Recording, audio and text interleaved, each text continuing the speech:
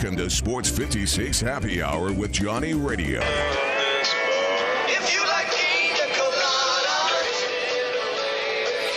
On AM 560, 96.1 FM, and 87.7 FM. This hour of Sports 56 Happy Hour is brought to you by MemphisFarmers.com. Insurance coverage backed by a local agent and a brand trusted nationwide. We are farmers. MemphisFarmers.com. Check it out right here. Ladies and gentlemen, and now, The only man to give death a near Johnny experience. Johnny Harden.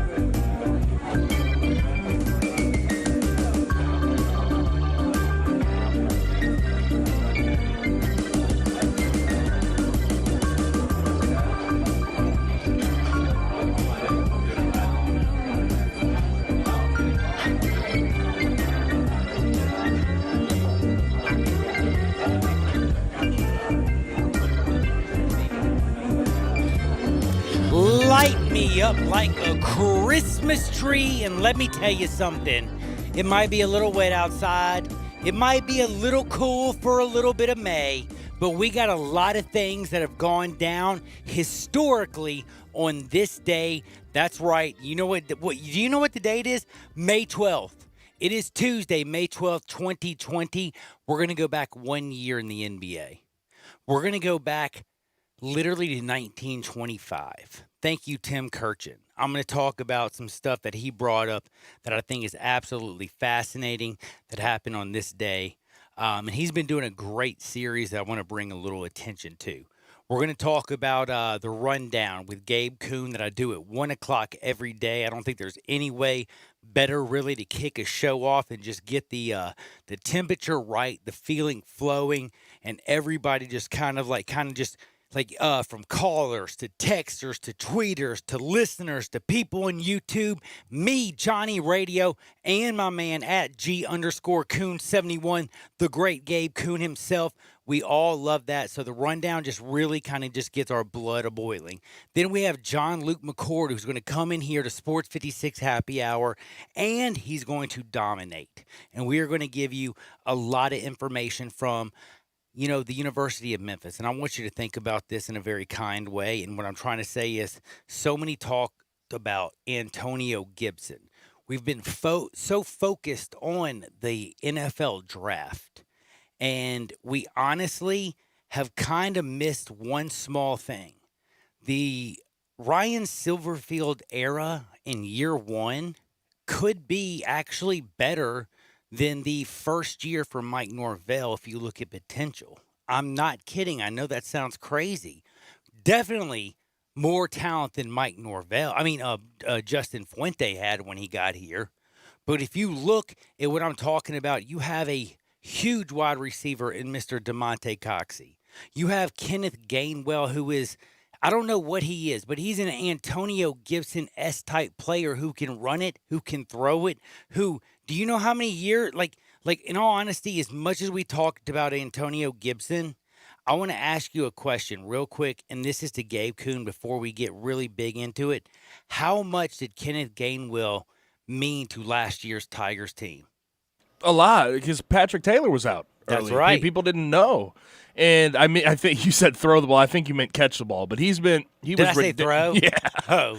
I think he's been. What I mean? Brady White's the thrower of the football. He's one of the most impressive running back, wide receiver combos. Gibson. I don't know what he is. But Kenny Gainwell is the sort of new era of back that you want on your team that can catch 60 balls a year out of the backfield, and you can split them out, and he can catch more balls. So he's a guy that when you look coming back this year with more experience, the sky is the limit. That's exactly what I'm trying to say, and I want you to remember we have Brady White, the guy who actually throws the damn football. Says I did misspeak. Sorry, I misspoke. I wonder if Kenny can throw it. He probably can. Pass, the dude can action. do everything. I can believe he can. I honestly believe he will be Antonio Gibson-esque. I really believe this. I mean, he had a better year than statistically. Well, he did like 2,000 total. I didn't want to sit there and say that because I don't want to be I'm not going to try to burst the guy's bubble who just got drafted by the NFL. You know what I'm saying? But I will say, as for the American, Ryan Silverfield and that offense have a lot of things to be very positive. And again, I talked about Mr. DeMonte Coxey catching the ball from a guy in Brady White who threw over 4,000 yards last year. You got Joseph Dorsey is back. You got Quindell Johnson back. I think Quindell Johnson, right? Yeah, he's back. You got Kenneth Gainwell, who I know y'all think I'm crazy.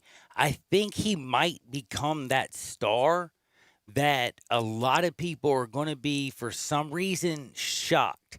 He was a star somewhat last year. I mean, I thought he was one of the stars.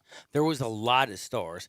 But this year, I can see him and DeMonte and Brady White, it being like the three-horse, this is the kind of like the Troy Aikman, Emmitt Smith, Michael Irving, a little bit different, of course, because they're in the American. I'm not trying to sit there and compare them to the world champions. Don't get me wrong. I'm just trying to find something. And I'm saying, for Ryan Silverfield in his first year, I want to ask Gabe Kuhn, do you believe he has the most talent coming back from the previous two coaches? And Justin Fuente, it's not even fair. Mike Norvell, let's just go with Mike. Well, here's the thing is, of these last three coaches, he has by far the most continuity. He knows exactly what he wants to run. He has the same players that they did it a year ago and went to the Cotton Bowl with. So, he knows what to expect and what to run in these situations. The one question just becomes, as far as continuity goes, what is the defense going to look like? But you have a guy who was coach of the year with Colorado and Mike McIntyre. So, I look at it, and I think – when you look at the coaching talent, the playing talent, and the continuity, he has by far the most. He has by far, he's back. He has by far the most going into his first year as a head coach that we've seen a long time at Memphis. Jacoby Francis, TJ Carter, put them in Mike McIntyre's system. Damn, son. Let's be real. That could be dope. That could be real dope in this American. I mean, last year you saw what Adam Fuller did with that defense, and it was a step up. So True that. Mike McIntyre, you can only expect to step up. They played in the Cotton Bowl against Penn State. And by the way, the other thing I want to say before I get into one of my favorite segments, because get ready, Gabe, we're going to it in 2 shakes of a lamb's tail. We are about to go to the rundown, but before I do this, Kenneth Gainwell, I don't know how I missed this. I don't really know. Somebody sent it to me, and it was on YouTube. And it talked about his family and his oldest brother and all that they went through and the way they took him to the Cotton Bowl. And I just want to tell all you people out there, check out Kenneth Gainwell. He's an amazing running back, wide receiver, and he's going to be one hell of a football player at the University of Memphis. He's already been a hell of a football player, but he's a better brother. He's a better person. He's a better teammate, and he's a better friend. And I got to say, he might be my favorite player leading into 2021. I think that at the end of 2020, going into certainly an offensive player of the year draft, candidate. Going into the 2021 draft, I think Kenneth Gainwell is going to he's going to be drafted. I'm just putting it out there. Barring unforeseen circumstances, everything like that, of course. Correct. He is a hell of a player. Oh, I just like him. But now it is time to say one quick thing. MemphisFarmers.com. That's right. Check out MemphisFarmers.com. We're going to do the rundown. But auto, home, life, business, whatever you think, MemphisFarmers.com. My man Chad Gatlin, he's got your back. And he supports the whole show, the whole first hour, the whole 2 hours. He supports us at Sports 56. And he supports everyone. This is the key part. He literally supports everyone in the Mid-South. MemphisFarmers.com. Chad Gatlin. He's my boy, and he gives you the rundown.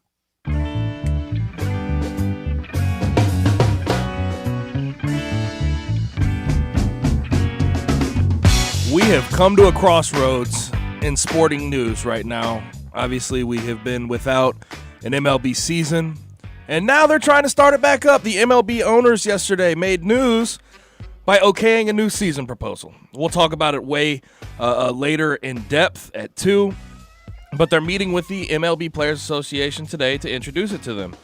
This comes with an expansion of playoff teams from 10 to 14, an 82-game season, the use of home stadiums in areas that have local and state governmental approval, a so-called spring training 2.0, that will begin in June. A universal designated hitter, one of the things I do like about it. Geographical schedules in which teams play only in-division opponents and interleague opponents from the similar area. So the AL Central would play the NL Central and so on and so forth. Also a 30-man roster with a taxi squad that would have upwards of 50 players available. But I will say this, Tony Clark, the executive director of the MLB Players Association, is very, very mad at one thing, and it's one huge hang-up, and it's this 50-50 revenue split. Correct. Obviously, this has never been part of an MLB CBA, and they're the only major league here in America with no salary cap, and they want to keep it that way. A 50-50 revenue split would then cap the salary, right? Correct. I just want to know, are the players going to play a season? All right, here I'm going to tell you a little secret. We're going to get into it big time. Scott Boras, I told you yesterday about the 82-game season, correct? Now, I also did a little bit of research. And by the way, Gabe Kuhn, I let hopefully people who are watching us, WHBQ, Sports 56 WHBQ on Twitter, Facebook, YouTube, Periscope, and Instagram. I was giving you mad love. I was so proud of you. You were dropping straight up knowledge. You were 100% correct. You were just spitting out everything that Major League Baseball, Rob Manfred, and what they are trying to do. Now, from a couple places that are a lot smarter than me, let's just say the Washington University, they have come out with an estimation that baseball has already lost $3 billion. Now, here's what they say that they're fighting on. They say if they come back with an 82-game season, they'll still have a little over $3 billion to fight for. So here's what I want to tell you. As much as Tony Clark, and you mentioned Tony Clark, and I will read what he said. He said, "This is not the first salary cap proposal of our union that it's received. It probably won't be the last. That the league is trying to take advantage of a global health crisis to get what they failed to achieve in the past, and to anonymously negotiate through the media for the last several days suggests they know exactly how this will be received by the Major League Baseball Players Association." I understand what Tony says, but can I ask you, Mr. Gabe Kuhn, and I've looked at it like this. In the end, we have guys, right now, we are in a global pandemic, and this is a bad look when you have millionaires and billionaires who it comes out by one state that you're fighting over $3 billion. In the end, no matter what, if they can't figure this out and money is the reason baseball doesn't play, they won't recover. Let me repeat that to you. Baseball will not recover from this if they let money. Now, NBA, Shaq, I'll talk about George Karl and Shaq later and about their things and about saying that, you know, the basketball needs to end. They need to have the draft. They need to move on next year. They can blame that on the coronavirus. It's not about money. But if you have millionaires fighting with billionaires and you have 90% of people who are starving and don't have a job, it's going to look worse than at any other time in human history. And I can say this, it could be the worst look in the history of baseball. Now, the one thing Tony Clark said was that the MLB and the owners know how it's going to come across to the Players Association, and they do. That's the truth of the matter. A lot of these guys do not want a salary cap. They never thought that was an option. They've tried to get it to them in the past, and they don't like it. But now it seems like the owners are using this pandemic to try to further their own agenda. And that's part of the reason the Players Association is going to respond very, very poorly. And by the way, last but not least, Gabe, while you put that out there in unbelievable verbiage, and you're exactly 100% right, majority of people, you know what they're going to see? Millionaires fighting with billionaires over $3 billion. I agree. And if they don't play, you know what they're going to do? They're going to give them the big middle finger. 100%. I agree completely. Now, Clay Helton has sort of leaked some Pac-12 information and saying that they have discussed an 11-game regular season played solely against conference opponents as a possibility for keeping college football going this year. Obviously, Pac-12 administrators, coaches have talked about this. It's not finalized. You look at the state of Oregon right now. Oregon says they cannot allow fans until at least September. Their governor has mandated that. And I just want to ask you, would you rather see this, or would you rather see the season delayed and played in its entirety, whether there's fans in the stands or not? Two-part answer, okay?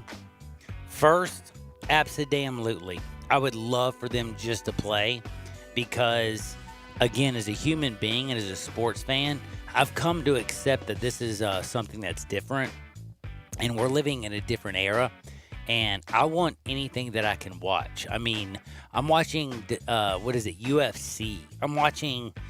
There's a card tomorrow night, by the way. Midweek card, I know, fight night. I'm fired up about, golf with Tom Brady, Peyton Manning, Tiger Woods, and film. I mean, there's, things that wouldn't get me excited, I'm excited about. I'm excited about golf this year in Memphis if it does take place. We might even talk about that later. I'm excited about everything. I will say with George Karl, we'll talk about that in Shaq, their comments about just ending the season, I kind of do understand and agree because I feel like baseball is about to take a huge public slap in the face. I don't know what's going on with the NFL, but with what the Pac-12 is doing, if I say this, don't take this the wrong way, people, but really wake up and listen. I want the Pac-12 to do their own thing, to realize that they play football on the West Coast, and they need to play their own damn brand of football because then the ACC can sneak in there. I mean, SMU has Sonny Dykes. We have Ken Niumatalatu at Navy in the American. Niumatalolo. Yeah, dude, whatever, man. I was close enough. You got Luke Fickell at Cincinnati. You got my man Ryan Silverfield at Memphis. You got over at Central Florida Josh Heupel from Oklahoma. You got all kinds of guys out there. What I'm trying to say is, plus ballers and shot callers, that if Pac-12 wants to do this, just from my point of view, Mike Oresco, he has one advantage taking mug, and I think he would take immediate advantage. And remember, the Mississippi does cut part. Yes, we have Tennessee. I mean, we have Oklahoma and Texas. We still have some other good powerhouse football team, but east of the Mississippi, that's where the ballers lie, baby. So would you rather see it in that form where you just play conference opponents, or would you rather see it delayed and have I think game? The Pac-12 would just do conference. Okay, even if it is delayed. And I think the SEC, you know what, I think everybody might even do conference, but you know what, Pac-12 will still be left out when it comes to picking forward. Now this is something right here, this next thing I'm about to bring up has some local appeal. Yeah, I understand. You got what I was saying about how Pac-12 wants to do their own thing. The more they want to individualize themselves, is what I'm saying is, the more I'm happy, because that means the farther they want to separate themselves almost from the Power 5, it feels like at least it gives a small doorway to the American, and that's all my dream is. Yeah, I mean, it's interesting. It's an interesting thought process. I feel like if the Pac-12 were to do it, a lot of other conferences would be in that same boat. Right, I don't think they would completely. But put they wouldn't have the themselves same clout. to the Pac-12 side. won't have the same clout as the SEC. 100%. Or the Big 12 or anybody else, Big 10 especially. But anyway, go now ahead. with local appeal, PGA Tour's first rescheduled event is now a month away. It's going to go on at Colonial Country Club in Fort Worth. We're talking about the Charles Schwab Challenge. It was scheduled for June 11th through 14th, and their Fort Worth's mayor has said, I'm very optimistic we can pull this off. We've been working with our local partners at the tournament, and they have been working diligently with the PGA Tour to make this happen. We are committed to having testing for the players, caddies, and anyone who will be working at the clubhouse or course, and we have arranged for other screening every day. It is not going to be a big crowd of people, so I'm pleased with how well it's going. Health and safety are clearly the most important. Not just for us, but for all of the PGA Tour officials and workers as well. And it looks up for the WGC FedEx St. Jude Invitational, which is rescheduled for July 30th through August 2nd. I have no doubt at this point if the Charles Schwab Challenge is played, it will be played as well. But it's going being down. that it's July 30th through August 2nd, do you think there's any glimmer of hope that fans may be allowed and at least some capacity. Hail to the yes, I do, Mr. Gabe Kuhn. And I'm going to tell you why. We got an opportunity for the PGA Tour to start off with the Charles Schwab Classic. Then they get to go do whatever. And they're going to be in Fort Worth. Remember that. It's going to be hot. They're going to see, hopefully, and I'm praying, and I don't know this because I'm not a virologist or whatever. My name's not Dr. Fauci. I'm praying. This is just hopeful, and I want everybody out there to remember what I'm saying is just me being hopeful. But I think the PGA Tour is going to find out that, hey, they can go out there and play. Then they're going to start moving in fans. And then, by the way, I don't know if you know this, July and August, especially at the end of July and August, it is hot as Cooter Brown. Not many viruses are just dominating during those months. So maybe if this virus acts like the majority of viruses, we can congregate. We can get together. And the WGC might go bananas and be the first full tournament with 100% capacity of fans. And how dope would that be? That would be fantastic for the city of Memphis. That would it'd be fantastic. So big. But at the same time, we know what we're going through right now. I think we I'm should have looking guarded optimism is what I would say. I'm looking hardcore happiness. I'm bringing it. But hey, I got to take a break, and I will tell you one thing. I do hope the WGC does everything that it needs to do. I got amazing things. We've talked baseball. We got Tony Clark. We've got Rob Manfred, who's trying to get baseball back. We got 82 games, and I want to ask you again at 67129 on our text line. Are we going to see baseball? And if we don't see baseball and it's about money, how bad will that hurt? Because one thing is, if we don't see basketball and they blame it on coronavirus, that's a safety net. But if baseball players turn down 82 games to split $3 billion 50-50 in revenue, it's going to look bad to your average Joe, if you know what I'm saying. Fascinating stuff. We're going to talk about this.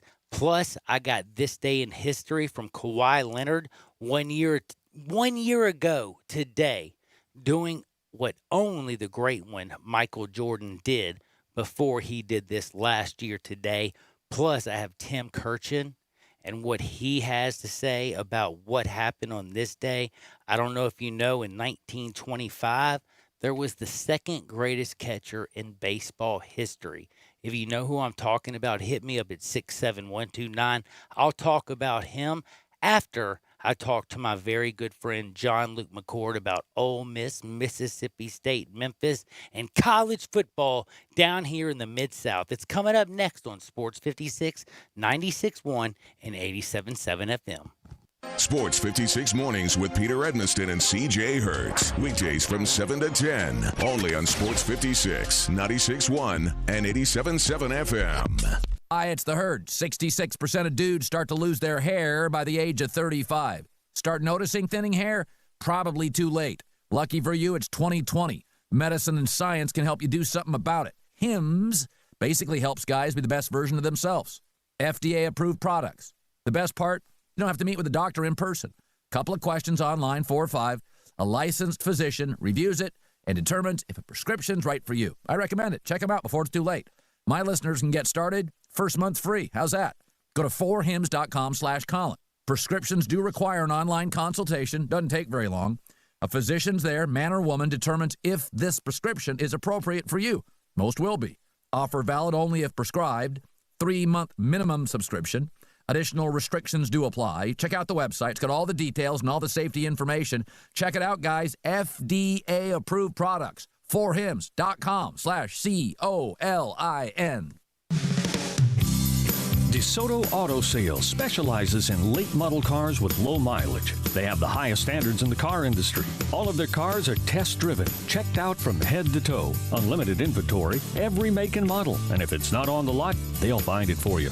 Walk in the door of DeSoto Auto Sales, 5704 Goodman Road. Within 45 minutes, you can test your car, get credit approval, and finish paperwork within an hour. No shortcuts at DeSoto Auto Sales. Kind, courteous employees, a down-home environment. DeSoto Auto Sales cares about your time. Lowest prices in a 350-mile radius. We're living in a world today where time does matter. Visit them online. Check out their referrals. DeSotoAutosales.com. Very proud to serve DeSoto County and other surrounding areas. DeSoto Auto Sales, 5704 Goodman Road. Call 662-890-7184. 662-890-7184. Come on down to DeSoto Auto Sales. With everything going on, you're probably worrying more than ever, wondering what's going to happen next. Your mind can run circles. It's time to relax. New from the guys at M-Drive. M-Drive Relax, a powerful supplement designed to help relieve stress, help you sleep better, and support a healthy immune system. M-Drive Relax is meant to be taken in the evenings to help you wind down and, well, relax. Packed with powerful adaptogens to help ease your mind and support a strong body. Check it out at mdriverelax.com. Also, the guys at M-Drive know it's a tough time. They want to help. Limited time. They're offering M-Drive Relax for 50% off. Check it out. mdriverelax.com. They made it easy. There's no coupon code. Just go to mdriverelax.com. 50% off. No obligations, no strings attached. Try M-Drive Relax for 50% off while supplies last. If you find yourself stressing, try M-Drive Relax. Though we're apart these days, we're sharing more. And Geico would just like to say thanks. Thanks for sharing your dance moves. Thanks for sharing your DIY haircut fails. Now it's Geico's turn to share too, with a Geico Give Back. A 15% credit on car and motorcycle policies for current and new customers. And because Geico's committed for the long haul, the 15% credit lasts your full policy term. Visit geico.com/giveback for info and eligibility. Got something you want to get off your chest? You better have a backup plan. Want to join the conversation? Someone needs to tell him he has to grow up. Join us on the First Bank phone lines at 360-8255 or the First Bank text line at 67129. Welcome back to Sports 56 Happy Hour with Johnny Radio. Kick it over here. This hour is brought to you by MemphisFarmers.com. Insurance coverage backed by a local agent and a brand trusted nationwide. We are farmers. MemphisFarmers.com.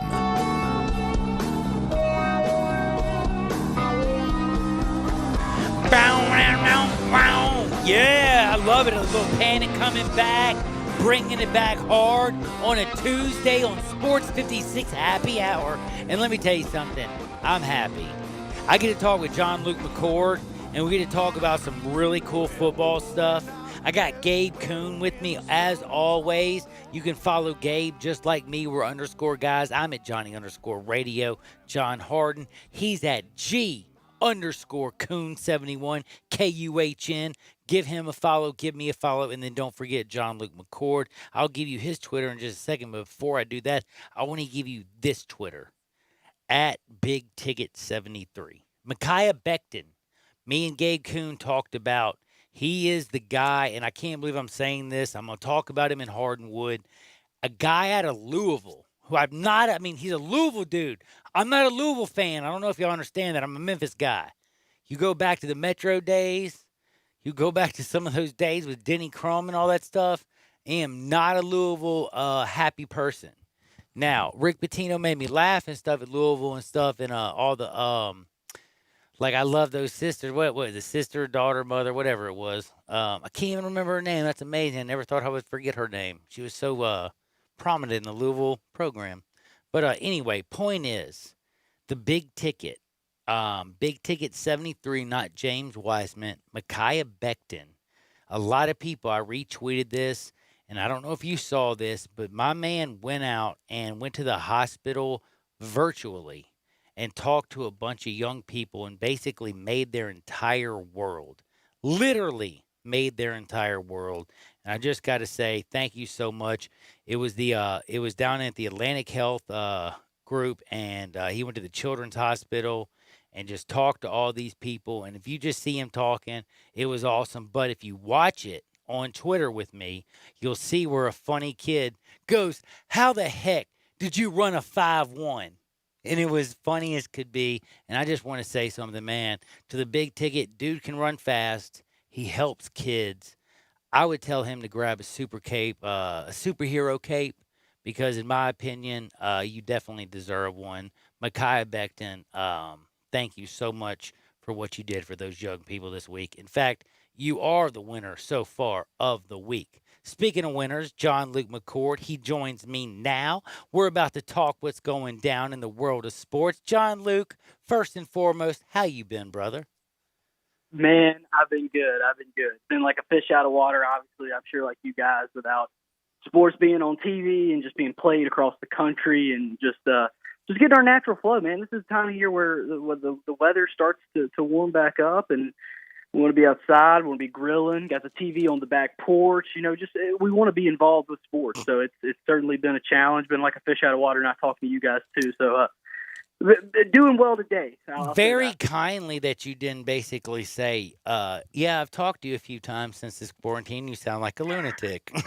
I do appreciate that, John. Or I can't understand a single tweet you send me because it is completely an absolute mess. No, yeah, I've been bored out of my mind. I've been loving sports, but there's just so much going on and so much going on in my mind. I appreciate to have somebody like John Luke to come on and just kind of break down things that are going on. And I wanted to ask you because, me and Gabe, we keep our eye on the University of Memphis. We know we got Kenneth Gainwell, and I think he's going to be the next Antonio Gibson at the University of Memphis. I might be crazy. I truly believe he is going to be such a superstar. It's not even funny. I think DeMonte Coxey is going to be out there catching balls like it's going out of style. And I think Brady White, the fact that he's coming back, he's with Coach Silverfield, who understands an offensive line. I think the defense under Coach Mike McIntyre is going to get better. I truly believe, like, Memphis is, holy cow, I can't say this. Mike Norvell's down at Florida State, but I still think Memphis is going to take a step forward. Now, I'm curious. Long term or for this coming I actually season? believe this coming season they still have an opportunity sure. to take a step coming forward. And No, I I think agree. Silverfield's going to go forward. But the one thing I wanted to ask you before we even talk Memphis type stuff, because, I bring you especially to talk about like Ole Miss and Mississippi State and all that good stuff. I'm curious, as Ryan Silverfield has come in somewhat kind of quiet, but he's been there around the program.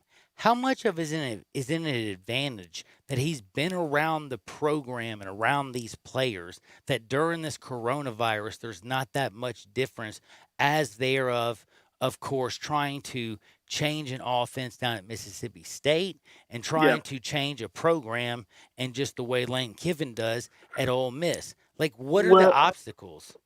Yeah, look, I mean, the obstacles for and I'll get to that in just a minute. I mean, the obstacles for Mike Leach and Lane Kiffin are aplenty. They were when they were hired, and you have to figure, and I mean, I'm no mathematician, but going to do some math here, that it gets harder by the day where you're limited to how much time you're going to have. Now, they're going to try to get college football players, if we're going to have a season here, if we're going to start it late, we're going to get players back on campus and try to get them at least, 4 to 6 weeks, hopefully more. I doubt it, though, than 6 weeks. So we're going to try to get them 6 weeks to get things, together. But look, how are you going to cram a fall camp, a spring training, and what all you like to do in those camps individually throughout the year, much less what you've lost throughout the summer where coaches can't really have that contact, but the strength staff is all over these players. Coaches know what's going on when they go out there to practice, and so you're losing so much time. So I think the challenges are building by the day for these two guys here in Mississippi taking over the two SEC programs. For Ryan Silverfield, I just don't think the advantage can be overstated because how many guys, you mention it, it's a challenge. Lane Kiffin has a similar situation, but you come into a team that is got some talent, and you certainly think you've got enough talent there to channel it to a solid season going forward, comparatively towards expectations. But Lane Kiffin's got to get to know these guys. He's got to repurpose them for a slightly different system. He's certainly known for being able to use his talent to the way those guys are built, not having to reconstruct the offense. But Ryan Silverfield already knows his personnel, their skills, their personalities. Understands what makes the offensive line go. Especially. And check this out. I think even further for Ryan Silverfield is not just symbolically, but in practice day to day. Not practice, but day to day in the office and around the team. The coordinators he has, he's got two bright guys at his coordinator spots. And hiring a guy like Mike McIntyre, who's been a head coach, was in the SEC, has frankly been recruiting in the territory bubble where you're going to ask him to continue recruiting. That's a huge hire right there and a selfless hire from Ryan Silverfield to come in and say, I know defense. I can call these plays. but I got bigger challenges now, and I really need to be able to trust somebody on that side of the ball. What a major hire. But you look across for Lane Kiffin and Mike Leach. Recruiting is becoming a challenge right now. Mike Leach has 2 quarterbacks in his class already. Lane Kiffin's still trying to find a quarterback. So you look at that going forward. On the field, Lane Kiffin is trying to find a quarterback just in recent days. I know player tweets, subliminal player tweets are going. That's the thing in Memphis right now at this moment too. But a couple of quarterbacks on the Ole Miss roster, Grant Tisdale and Matt Corral, both put out some pretty cryptic tweets recently. What are those guys doing? Where's the dynamic on what Lane Kiffin is telling those guys potentially? Because look, on the outside, John Rice Plumlee looks like the starter, but on the inside, I think Ole Miss fans all expect Grant Tisdale, Matt Corral to have possibly even a better chance to win that position, considering Plumlee could help him somewhere else. And then you look over Mississippi State, you just talk about an offense that couldn't have been built, I wouldn't say worse for a Mike Leach, but pretty could have been built close. in a different direction. Yeah, because not it's only pretty close. Look, if you and the thing is, you grade out that receiver position for Mike Leach, you say, wow, you got a couple of guys in here I like, in especially in Austin Williams. You look at a guy like Javonte Payton, who's a big-time JUCO receiver. But those are outside guys. You've got to have guys that are going to be making plays in the middle of the field. You got to have guys in that slot that are going to be ready to dominate, and that just happens to be a little bit of what Mississippi State lost at receiver. So, again, he's got to find out a lot. He's got a good quarterback and a steady quarterback situation there, at least coming into the season. Does Mike Leach, but look, got to stay healthy right there. And so I think that certainly plays a big role. The offensive line is not built the way Mike Leach is going to want that. He needs a much more nimble group. So how does Mike Leach make things patchwork over the course of the season? You're likely not going to be able to repurpose that talent just right for his offense. Whereas Lane Kiffin, what does the offense look like? We know he can change it based on quarterback and personnel, but I mean, frankly, wherever you decide to settle, you still might have issues for Ole Miss. I mean, do you go back to what they did last year, which is a predominant run game with some things changed up? Or do you try to put the ball in the air this year, considering that your defense is probably not going to be a defense this year either that gives up less than 21 points a game? In fact, you're probably going to have more challenges defensively, not just because Mike McIntyre left, but mainly because some personnel did in the middle of that defensive line too. So all of this talk, right, that's assuming we have a college football season in normal capacity, right? So I want to know, where, on the optimism-pessimism scale, where are you about the college football season coming up? I think they'll get it in because it would mean too much to athletic departments financially to not have it. But where are you sort of on that scale of optimism versus pessimism? I'm definitely leaning optimistic here. The only pessimistic place I am is that I just don't know where to settle into. I mean, a couple of weeks back, probably a little bit pessimistic on this deal, especially getting close to the start at anywhere near our original start date we have set. But as time in the hands of time has turned a little bit, I'm feeling better about it. I think we're going to get it started late, but that doesn't bother me as long as we know it's coming. We got plenty of sports to pack into this fall if we can make it happen. So the fact that college football might start a little bit late, that'll be okay just as long as we get it. I'm certainly optimistic. And frankly, you look at some things that might have to come off the table here this year, and I start to get even happier. If we could somehow push that bowl season, I know a lot of money is involved, but if we could somehow push that bowl season off, extend a year onto the end of that contract with ESPN, that sure would be nice. But again, how do non-conference games factor in here? Do some of those get cut? It's going to be very interesting. Look, I think the season gets started about 3 weeks late. Beginning of October is sort of just not something that is that everybody on the schedule that you're talking, or do you think this is going to be a situation where it might have to be all conference opponents? Yeah. I would have to admit, great question. I have to admit, I'm probably speaking more from an SEC lens. It looks like some of the conferences, frankly, and it just because of the way individual state laws are attacking this situation, it looks like the separate conferences, even within the Power Five, not just Power Five extended, could be on different pages about when things do get started. So I guess my answer there is formulated more towards what the SEC is looking at doing, and that's just from what I'm hearing from guys that are much smarter and more connected than me, listen to podcasts and reading things, and that's just what seems to be my best guess. And since I'm going to tell you all I'm optimistic about it, that's where I have to, I guess, throw my flag to the ground. But really, guys, the one thing to be a little bit down about here or not as optimistic about is just that things are going to change a lot over the next 30 days. I would say a lot between now and the fall, but over the next 30 days are the changes I think we really need to pay attention to.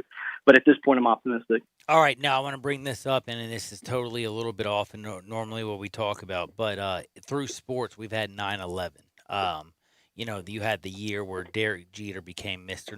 November, even though Rivera gave up the hit to Gonzalez up the middle, and it was one of the greatest World Series of all time. But that was just a wild, wild year, and it moved time a little bit past. But now we have actually games that still play now in November at the end of the year. What I'm trying to say though is the reason I bring this up is because college football and the NFL, we really haven't got into it. We've been so stoked about the draft. We've been talking about the new coaching situation all over the place. We've been talking about here Ryan Silverfield in Memphis and Kenneth Gainwell. You're talking about, Mike Leach, and you're talking about the man Lane Kiffin down in Ole Miss.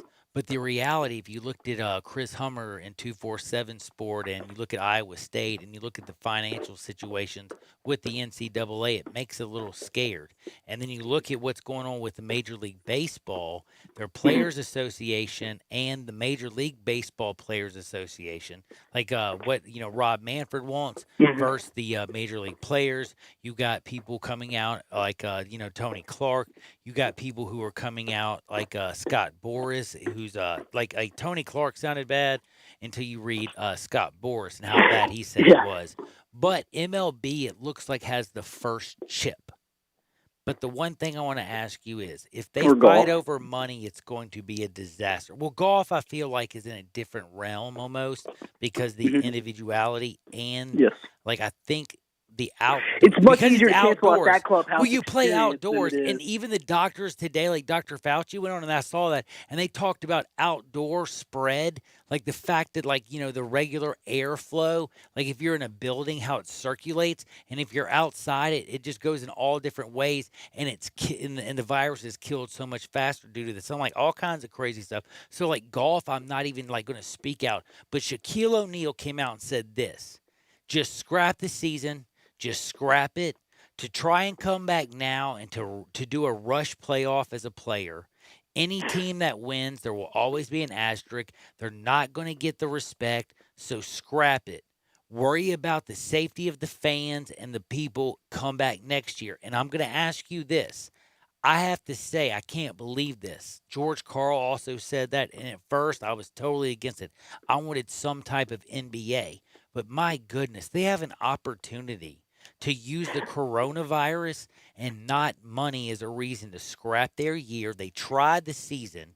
They can have the draft. They can go into next year in a complete clean slate. Where I feel like MLB with this 82 game thing has now set up the whole entire country to either join one side or the other. Where I feel like if I'm the National Basketball League, I'm looking at George Karl and Shaq going, damn, y'all just gave us an easy ass out, if you know what I'm saying. Where baseball, no matter what we do, it's going to look ugly. Did you see that the baseball plan has evolved from some sense of, being in Florida, being in Phoenix? Yeah, to every stadium. To each stadium. Well, they're just going to play, and you just would play your division. In an empty stadium, yes. And then the cross division that you would pair up with. So, NL West matches up with AL West.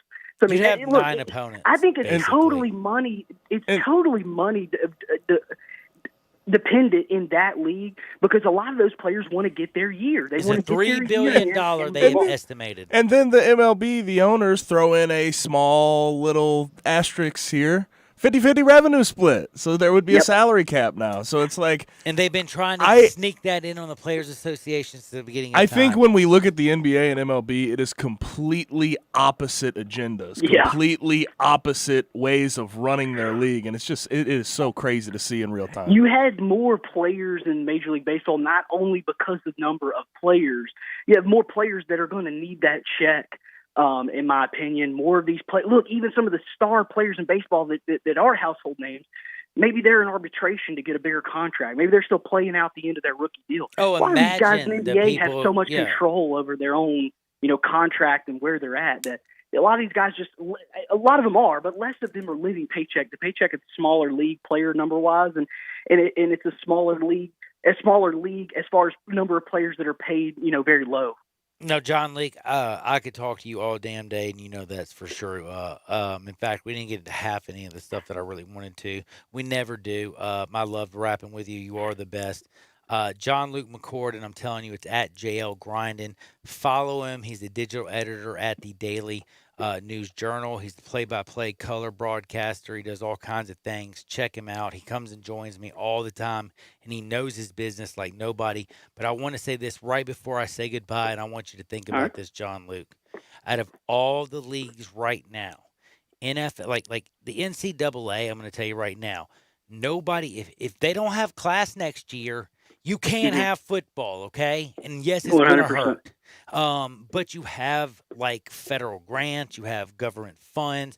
The NCAA is going to be, I think, okay in the long run. All the whining that they're doing and all the stuff, even I read from Chris Hummer, I've read some counter arguments, so I disagree. I look at Major League Baseball. The fact that they're fighting over $3 billion between millionaires and billionaires, I think that's going to agitate the average public. And I realistically think Shaquille O'Neal and George Karl gave the National Basketball Association an out. And if they go straight to the draft, say, I'm sorry the season's over because of the Rona, we don't want to risk our fans, we don't want to risk anybody, they will be lucky enough. They had enough fans, they've made enough money, and I looked at their revenue. The NBA is actually profitable. So if they went into straight next year, they realistically won't lose jack, which is fascinating for me to come out. And I don't know if anybody said this, but I think I'm the first person to say this.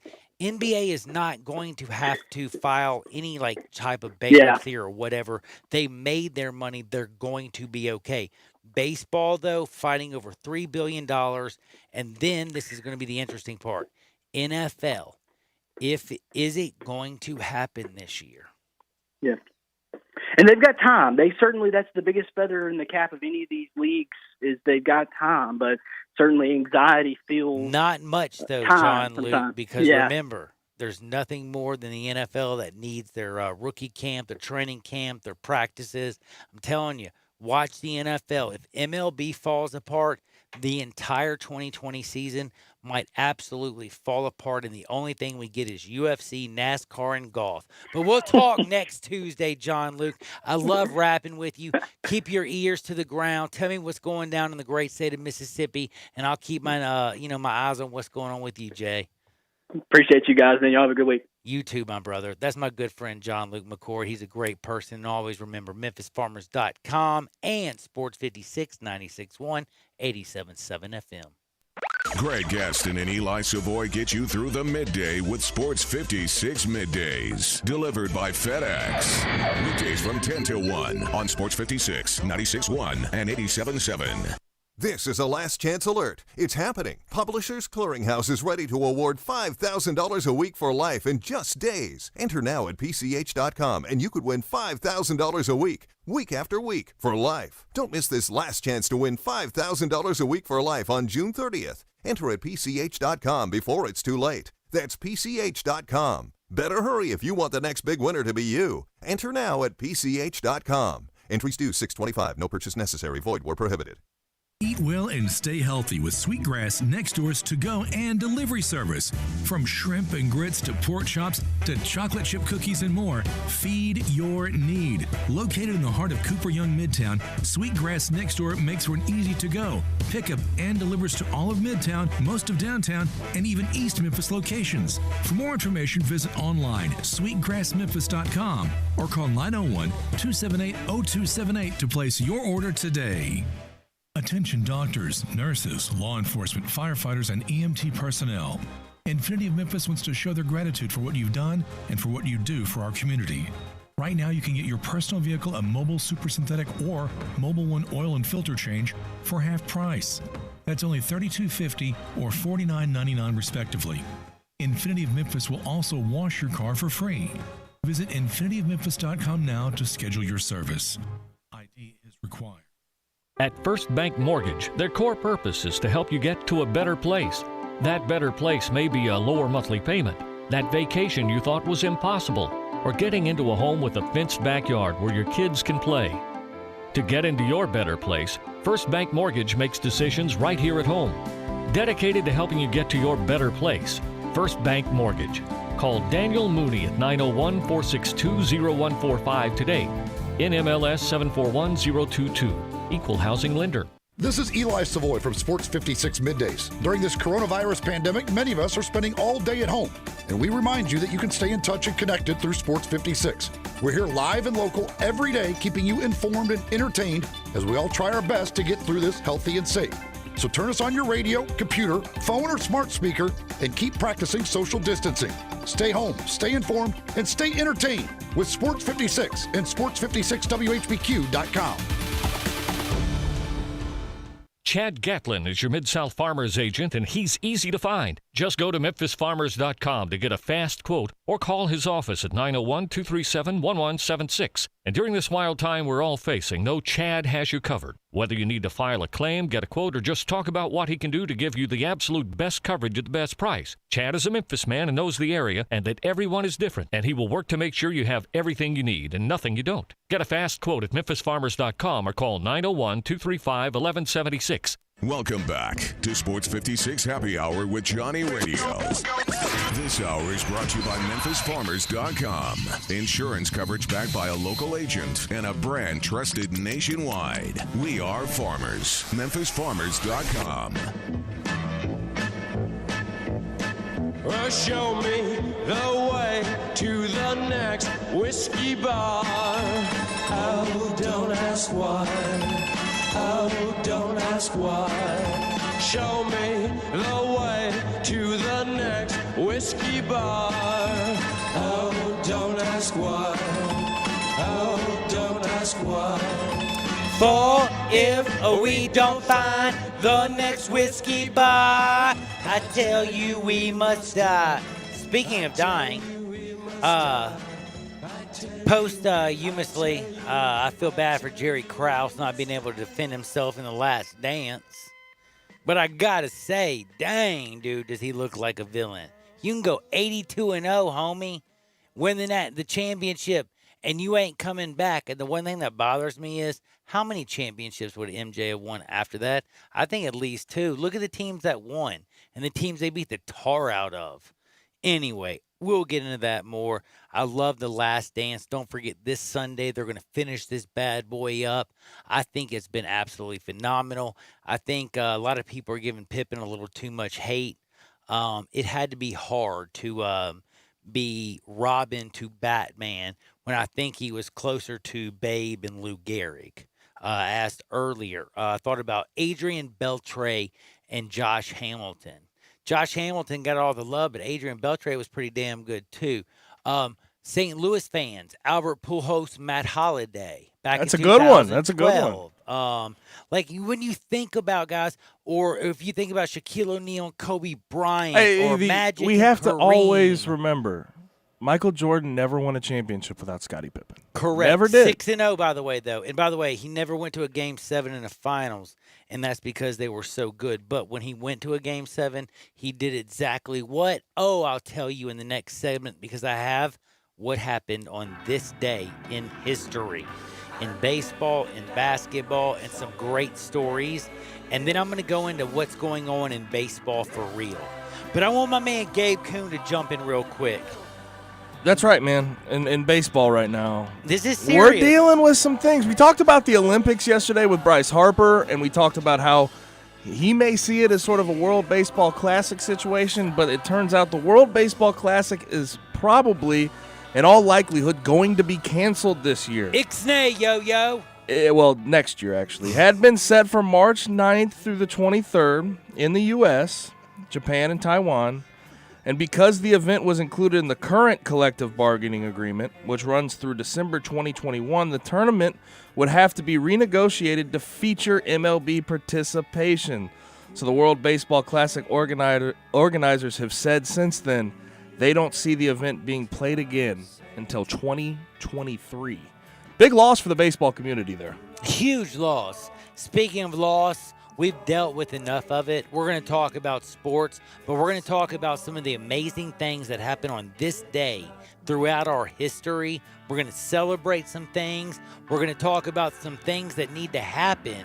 And then we're going to have our favorite segment of the day, and that is Hardwood, because dadgummit, I've told y'all for years and years, it just feels so damn good. So I want to remind you, MemphisFarmers.com gives you all of this. Thank you very much to my good friend Chad Gatlin. I want to say this from the bottom of my heart. We love you. Check him out, 901-235-1176. And never forget, Memphis Farmers. He's Memphis born. He's Memphis bred. He's a Memphis man till he's dead, and he will take care of you.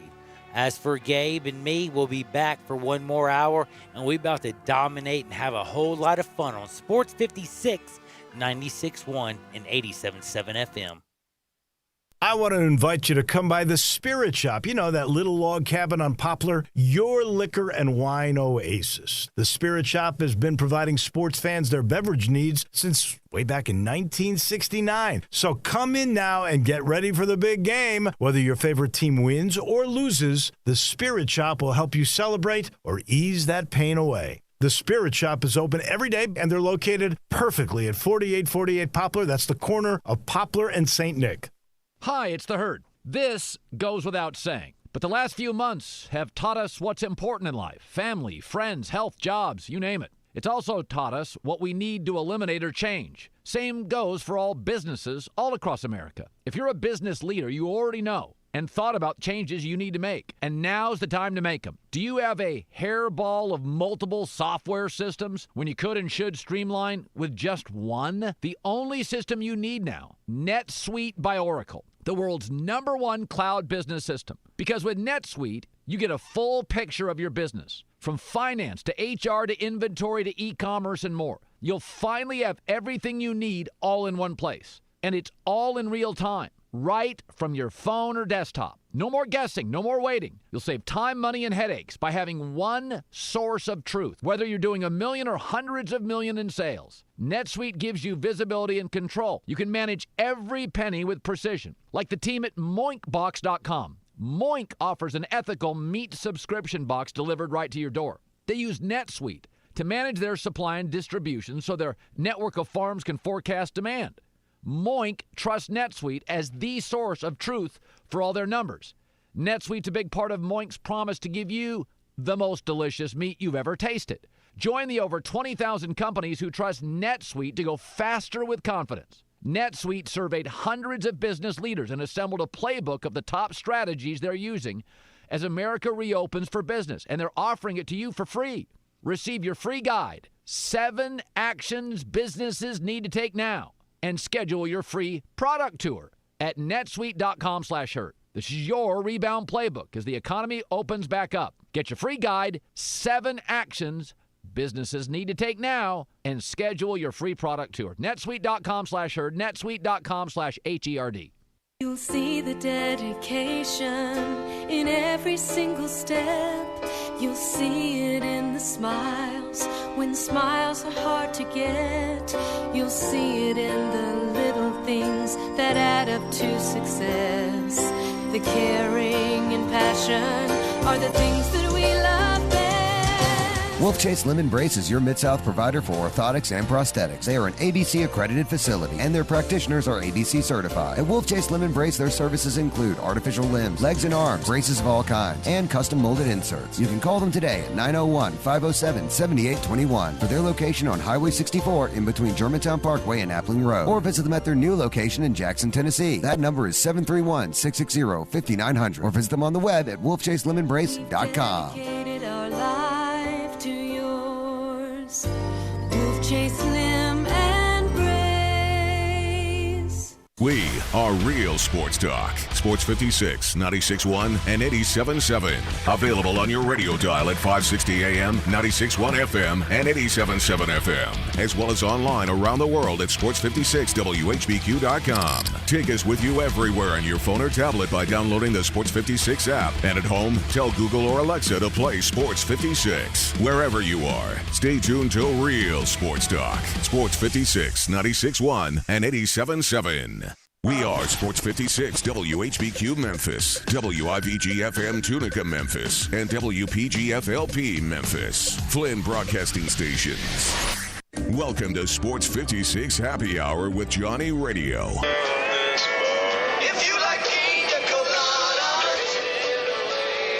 On AM 560, 96.1 FM, and 87.7 FM.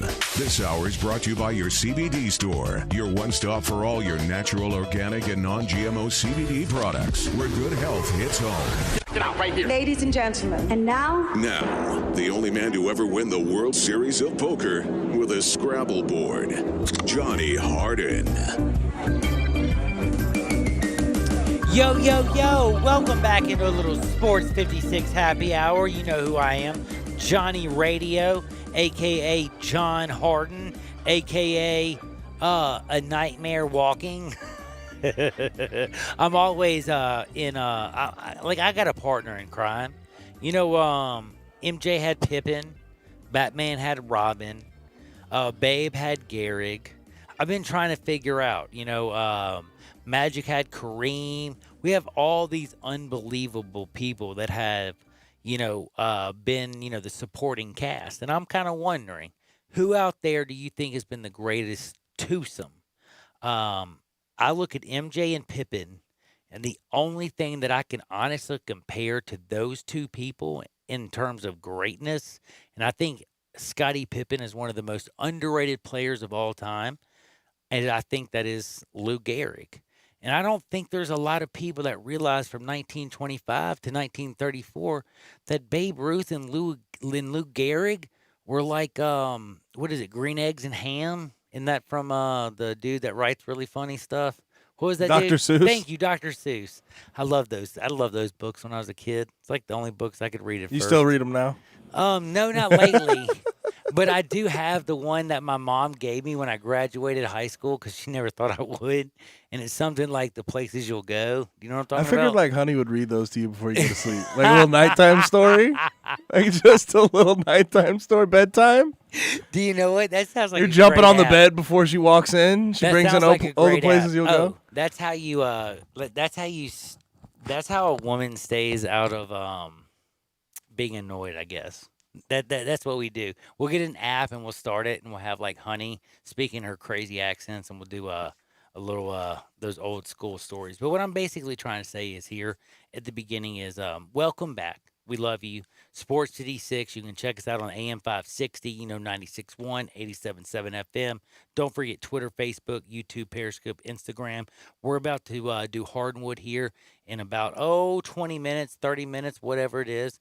But during this segment, I'm going to walk you through, I think, what I truly believe is magic. You might think to yourself, it's stupidity. But I love baseball, and I want to talk to you about a little bit of baseball, and I want to talk to you about what happened on this day in baseball throughout the baseball history. Now, I'm also going to mention a little bit about basketball because I just want to go back for you young people and just grab your attention at first, and I want to remind you, do you know what happened today 1 year ago? 7 bounces on a basketball rim. The first player since Michael Jordan to hit a Game 7 winner. That's right, to send Joel Embiid. Oh, yeah, and the 76ers home, Kawhi Leonard. Last year, today, he hit the shot with the fadeaway. One of the most, it was 90-90, all tied up. Game 7 in Toronto. They go and win the championship. But yes, he sent Ben Simmons and he sent Joel Embiid and he sent them home with one of the most amazing shots in NBA history. So congratulations to my good buddy He's not my good buddy. I wish he was my good buddy. He doesn't. Except for his laughter is kind of like scary. Like if me and him started laughing, and he started laughing, I'd probably run. I'd be like, "Damn, he's gonna murder me!" That's a creepy laugh. But Kawhi Leonard, congratulations to all that you've done. But what I also wanted to bring about is on this day in history, before I get to Major League Baseball and talking about what I think is truly going to be dangerous, because Mark McGwire and Sammy Sosa's their home run chase, it was something that reignited a spark in the people who loved baseball. But what hurt baseball was people looked at baseball fans like everybody loves playing catch with their dad. Like everybody remembers playing in Little League. Like the baseball fans I'm talking about. Maybe you weren't fortunate enough, and this is a sad thing about baseball and the truth about it. Some people aren't fortunate enough to have the opportunity to play this game because it took a field. It took, a minimum of 18 players and coaches. It took a lot. But if you got the opportunity to play the game, there's something about the grass and the dirt and the dew and learning how to play this game and stealing and pitching and hitting that you fall in love with. And I think Tim Kurkjian, anybody who's ever cared about baseball, has paid a little bit of attention to that young, short writer who has been around since the beginning of time, it feels like. And he's one of the best baseball writers, and I love him with all my heart. And he's been lately doing this thing. It's called On This Day. And I mentioned that on this day, May 12th in 2019, we had Kawhi Leonard do what he did.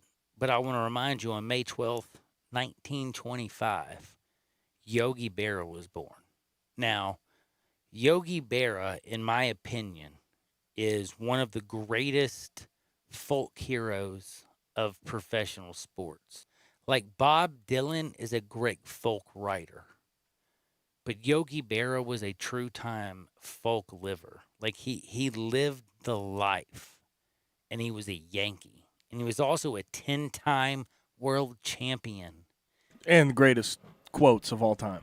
And the greatest quotes of all time. And I'm just going to say this to you real quick, and I just want to kind of lay this out. And I want you to listen because I want to talk about baseball, and I want people that care about baseball to hear what I'm saying. And then I want you to think about what's about to happen with this $3 billion 82-game fight. There is a truth in all stories. But before 1947, I would like to remind you, the Red Sox owner Tom Yawkey and owner Dave of the Yankees, owner Dave Toppin, they considered trading Ted Williams for Joe DiMaggio. The owners decided to sleep on it, but made no progress the next day. And especially when Yawkey of Boston said, in essence, you throw in a little catcher and we got a deal. Well, they wouldn't throw in that little catcher, and that little catcher is Yogi Berra. He became, in my mind, personally, and also in, I think, Tim Kurkjian's mind and many great baseball people's mind, the second best player ever at that position besides Johnny Bench. Berra won, again, 10 rings. More rings than any player in baseball history. He won 3 MVP awards from the catcher position, finished second in voting 2 other times. Plus, he was one of the most clutch hitters in all of baseball. And when I say this, I want you to hear what I'm about to say to you. He hit 358. Okay? 358 homers, that is. Do you know how many times he struck out, Gabe? He hit 358 homers. How many times do you think he struck out? Low. I remember him being a guy, when I was coming up, my dad used to talk about him, how he was so disciplined at the plate. So I'm gonna guess very, very low. He only struck out in his entire career 414 times, and he hit 358 home runs. That's a throwback, isn't it? That's sick. That's considering how baseball is played today. That is a throwback. Sense. I want you to think about it. In 1950, he hit 28 home runs and struck out 12 times. The 12 times that he struck out, do you want to hear something that's even crazier? He struck out 10 of those 12 times looking. It almost makes me think they might have been balls. You know what I'm saying? because it was a 3-ball, strike count. So in 1950 he struck out twice, swinging, twice. Did you hear what I just said? He had 12 strikeouts that year. He struck out 2 times, swinging on the third strike. That is so impressive. It's not even funny. And again, this is one of the coolest things that I'll ever forget. And this is what I think today is why I brought this up. Because not only on this date was Yogi Berra born in 1925, but he also on this date did something that nobody has ever done still. In minor league game, he had 23 RBIs. Yep, he only hit 1 home run. It was a grand slam. But he came to bat every single time with the bases loaded, and he got 3 triples and a grand slam. And then they went into extra, which was crazy. No, he had 4 triples. He had 1 grand slam, 3 triples with the bases loaded, and then 2 doubles. Dude, that's balling right there, isn't it?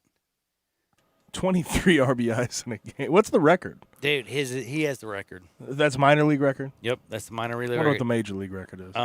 But by the way, they say that Berra is also, let's just be honest, as I talk with Gabe, he's probably one of the most huggable characters of all time, just the way you think of it. Yogi Berra, people who are young probably confuse the two. I'm not talking about the little cartoon guy. I'm talking about a real baseball player, but a baseball player that everybody loved just like they do Yogi Berra. You know what I mean? He had some of the funniest sayings in history. He fractured the human language, in all honesty, worse than my girlfriend has ever done in her life. And she speaks like 7 languages, so I'm very proud of her on that. But English is not probably her best. But let me tell you some of the things that I find funny. Like Yogi said, nobody goes there anymore. It's too crowded.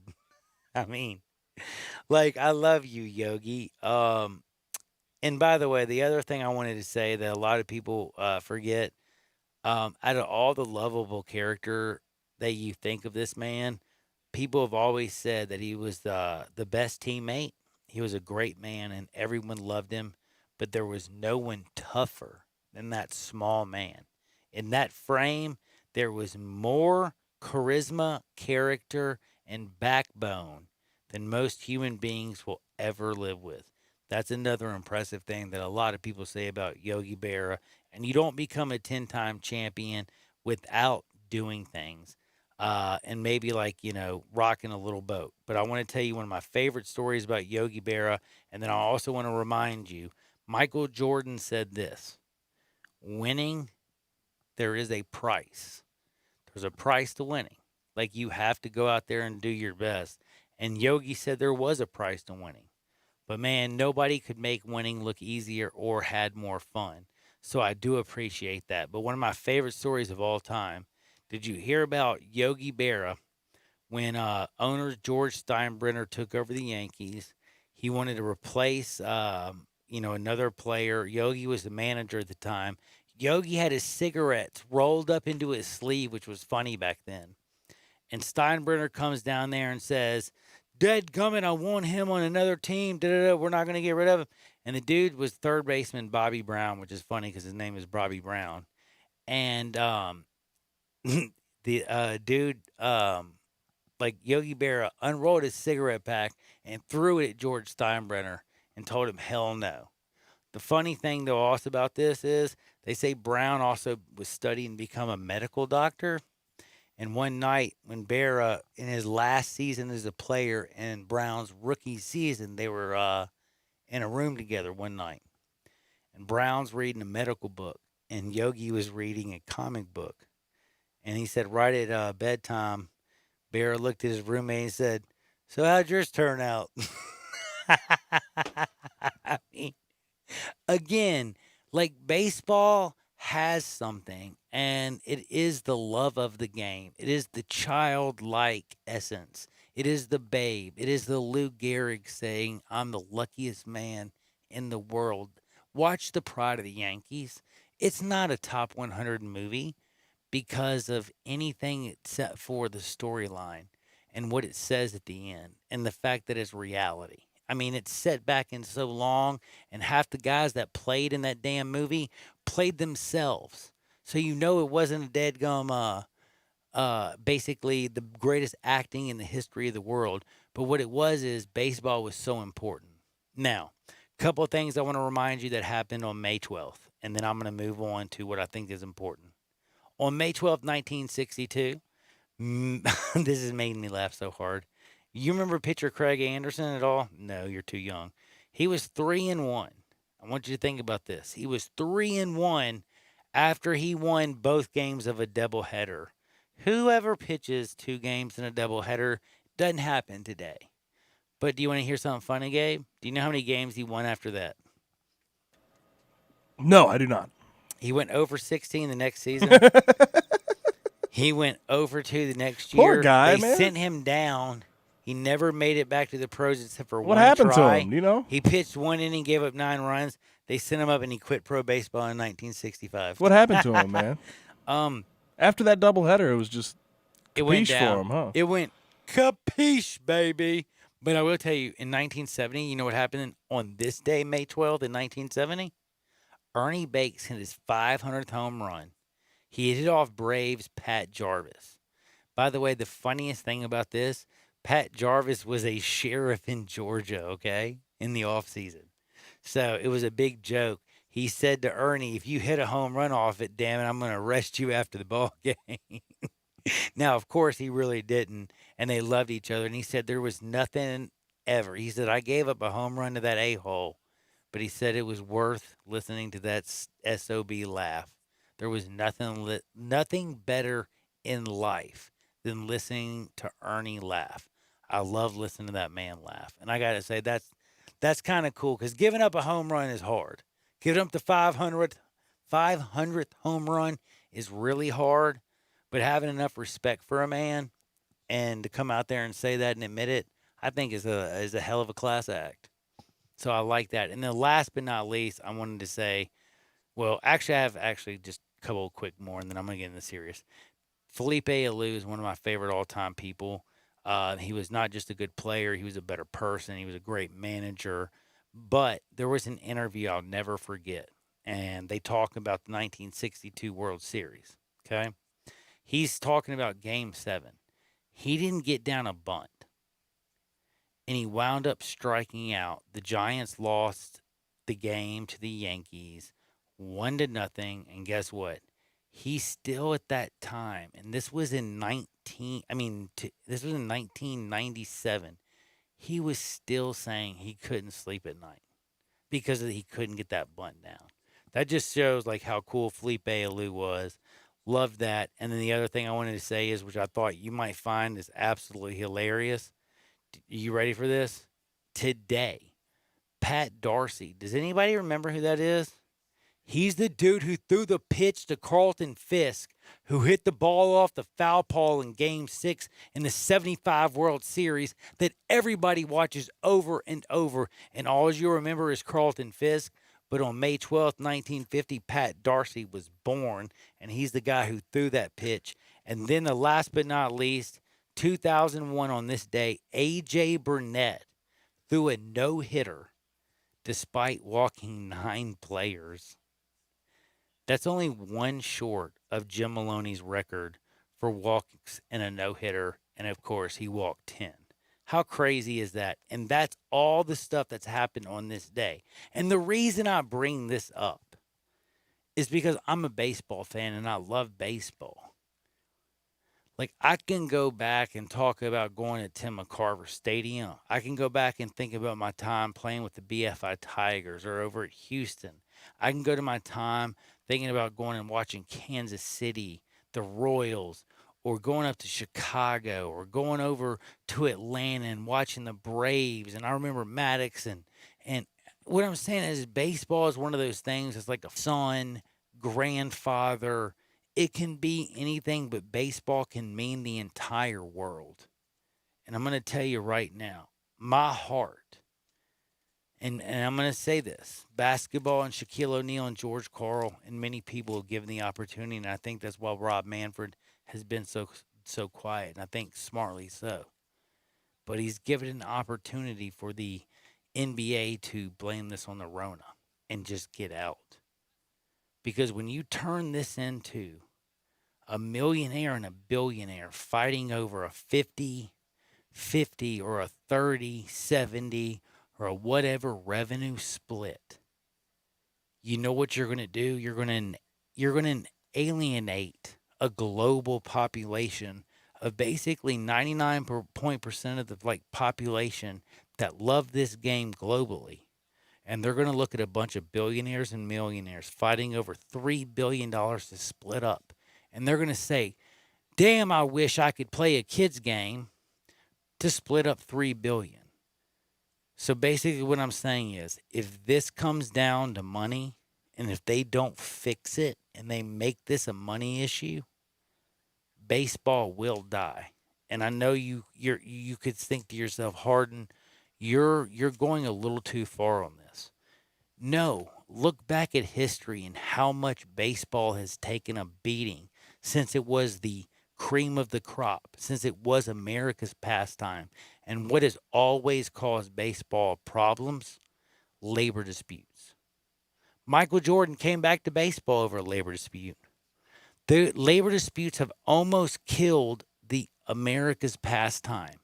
And I'm telling you right now, if they blame it on coronavirus and say they can't do it because of health reasons and they're going to come back next year, that is one thing. But if you say, Tony Clark, there's no way because the players, they have signed this, the players have already signed. But if you come out, Tony Clark, MLB executive director, and you say, this is not the first salary cap proposal of our union that we've received. They have done everything to block the salary cap. That is true, pro baseball, and they don't even want it for one damn season, a 50-50 cap. So he's fighting everything. When you have people like Scott Boras, who, let me explain something to you. Scott Boras, one of the greatest agents in the history of sports. But I don't know. He may be one of the biggest a-holes when it comes to what he's done to my sport. Because maybe while he has helped make certain people rich, he has also caused a lot of pain. And for him to come out there and say things like, and listen, he's an Uber agent. Boras has gotten, he like what he does, I have to admit he might be the best. But what we're going through is a coronavirus global pandemic. And it feels like he's trying to use this global pandemic as a way to basically say, the players I represent, this is how he said it, the players I represent have already sacrificed and agreed to a 30 to 40% decrease in their salaries. 50% is unacceptable.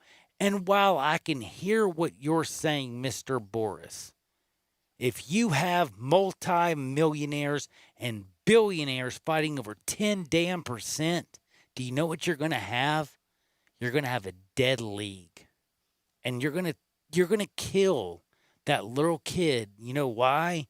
Because his daddy, who used to buy season tickets to the White Sox or the Braves or the Yankees or whatever, he is going to be so sick and tired of listening to millionaires and billionaires fight over damn pennies. You have $3 billion you can still split. And right now, what's holding up your fight is 10%. And you know what sucks even worse? The baseball players are going to look like the bad ones when it's the damn owners. The damn owners need to wake up and say, you know what?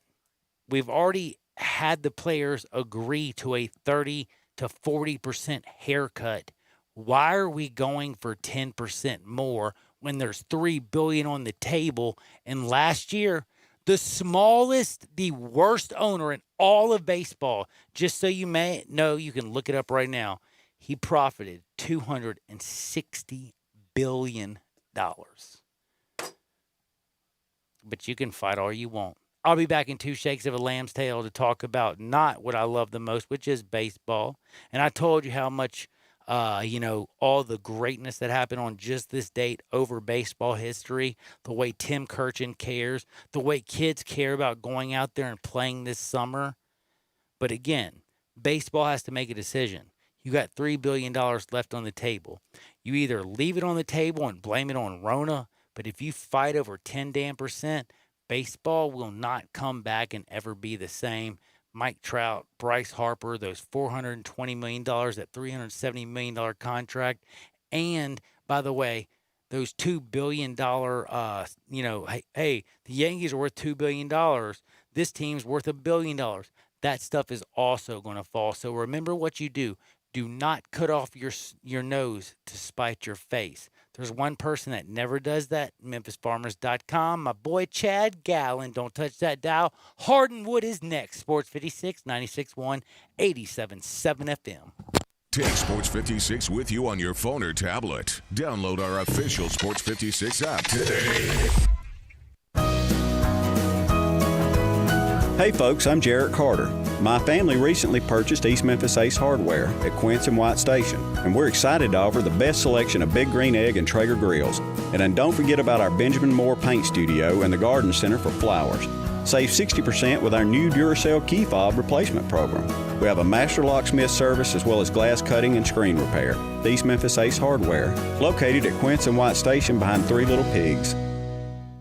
Hi, this is John Conway with Conway Services. How old is your water heater? With most of the water heaters in the Mid-South located in the attic, the worst day you can replace your water heater is one day too late. It may be time for a tankless water heater from Conway Services that never runs out of hot water. Plus, these energy-saving models only heat the water you use, saving you money on your gas bill every month. Most 10-year-old water heaters were about 65% efficient when they were new, compared to a tankless water heater from Conway Services is up to 98% efficient. Plus, right now, get your tankless water heater from Conway Services for as low as $79 per month. Or I'll give you $300 for that old tank water heater. And no more worrying about that tank bursting in your attic either. And with over 8,000 5-star reviews, you know Google guaranteed Conway Services will be providing that award-winning service every time. So call Conway Services, the Mid-South's premier tankless water heater professionals at 384-3511. And the first 30 callers with a 10-year-old water heater will come out and inspect it absolutely free. Call 384-3511. Conway Services. Call Conway today.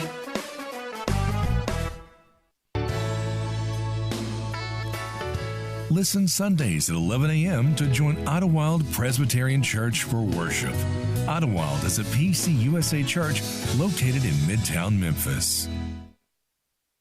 Got something you want to get off your chest? You better have a backup plan. Want to join the conversation? Someone needs to tell him he has to grow up. Join us on the First Bank phone lines at 360-8255 or the First Bank text line at 67129. You can get podcasts of all our daily shows and all of our biggest interviews delivered right to your inbox just by signing up at sports56whbq.com. It's the best way to stay informed on what's going on in sports, and it's brought to you by Surfacescapes Concrete Floors. They'll get your pool deck looking new and beautiful this year, and it'll be up to 20 degrees cooler on your feet. Call 901-888-5000 or go to surfacescapes.com. Get full shows and the best interviews from Sports 56 delivered straight to your inbox. Sign up at sports56whbq.com. The landscape is so beautiful at Town Village Audubon Park. Nestled in the heart of East Memphis, located corner of Park and Cherry, is a beautiful residential neighborhood. Looking for a great place to retire, but you still have a very active lifestyle? Then visit Town Village. Only requirements that you're 55 plus. Prices per month starting at $24.50. The Gourmet Chef welcomes you to visit our restaurant and bistro. Package includes 3 complimentary meals per day, maid service, free local transportation, monthly coffee club, themed dinner parties, lots of fun. Visit us and call Daniel or Bo at Town Village Audubon Park at 901-374-7342. There's no place like home. Town Village Audubon Park. We are real sports talk. Sports 56, 96.1, and 87.7. Available on your radio dial at 560 AM, 96.1 FM, and 87.7 FM. As well as online around the world at sports56whbq.com. Take us with you everywhere on your phone or tablet by downloading the Sports 56 app. And at home, tell Google or Alexa to play Sports 56. Wherever you are, stay tuned to real sports talk. Sports 56, 96.1, and 87.7. Welcome back to Sports 56 Happy Hour with Johnny Radio. This hour is brought to you by your CBD store, your one stop for all your natural, organic, and non-GMO CBD products, where good health hits home. Here's Johnny Radio himself, John Hardin.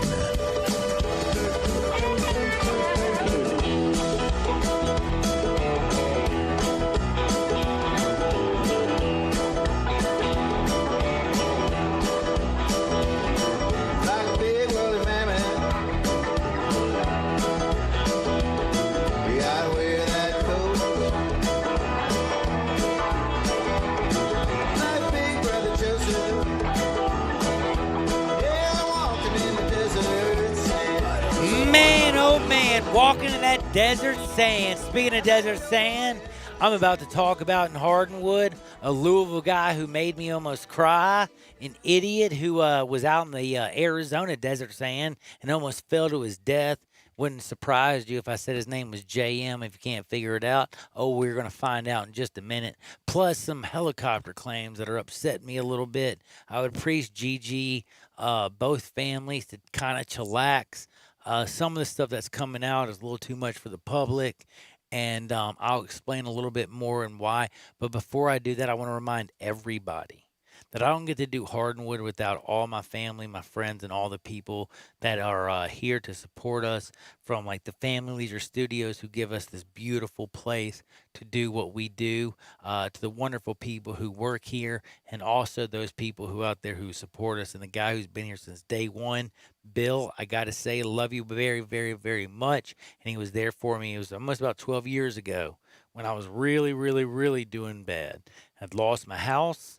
I'd lost my wife and my job, and not my house yet, but they were calling, and I was like, what am I going to do? Finally, I got in touch with Bill because my neighbor gave me the number, 901-406-1101. Called him, but he came over. He relaxed me so much. Paid everything in 5 days in full. Went to the bank, paid it all off, had enough money. Once I got back on my feet in about 6 months, put a down payment on a new house. Life was just good again, man. 901-406-1101. I'm telling you, life is about peaks and valleys. It's how you deal with those valleys to get back on top of those peaks. If you need to sell your home from North Memphis to South Memphis, from Midtown to downtown, from Collierville to Germantown, from anywhere in between, baby, give him a call. That's 901-406. That's 901-406. That's 901-406-1101. That's right, 901-406-1101. Call my buddy Bill at I Buy Them Houses. Bing, bang, boom. I just sold your house. What is it? 901-406. And that's right. Simple as can be. 1101. 901-406-1101. Call my buddy Bill at I Buy Houses. Let's go to Hardinwood. This is Access Hardinwood. Wowzers, wowzers, wowzers. How many times would I ever lead off a day, in all honesty, with giving somebody credit that played at Louisville? Never. I am, unfortunately, one of those old school guys. Gabe knows this. I believe that old school sports were a lot harder to play. Michael Jordan, he might not think was the greatest player to play with, but he, by the way, when Michael Jordan played, nobody else won. Michael won. So yes, I respect the greatness now. Yeah, you might. There was a price to pay to win. And by the way, I will like to remind you, Luke Longley, all those players have all come out and said it was a price. At the time, he felt like it crossed the line. But when I look back, what he did for me, my career, and my life, he made me the best player I ever was, and he was the best teammate ever in my career. Not bad, not bad. But what I'm trying to say is basically all kinds of things go on in this world, correct? And we all need a little bit of help from somebody, and somebody says that, hey, man, Jordan, to be a champion, you had to do certain things. But you know what? There are also people who look at things in a different light. And then some people who just, and Michael Jordan was a killer. And the only thing he could think about was winning. And I'm not going to crush him for the person that he was. But it doesn't stop me from celebrating somebody like Mekhi Becton, who, again, I think you put a super cape hero on this guy because he ran a 5.140. He's bigger than anybody and went to the University of Louisville. I thought he should have been the first offensive lineman drafted, but he wasn't. He went to the Jets and he didn't complain about a damn thing. But can I tell you what he did do? He went and talked to all these kids, and I'm talking about these kids that were at a hospital not having good days, and he spends his time talking to them. He invites them to his games, tells them to get strong, does a car pushing truck challenge with them.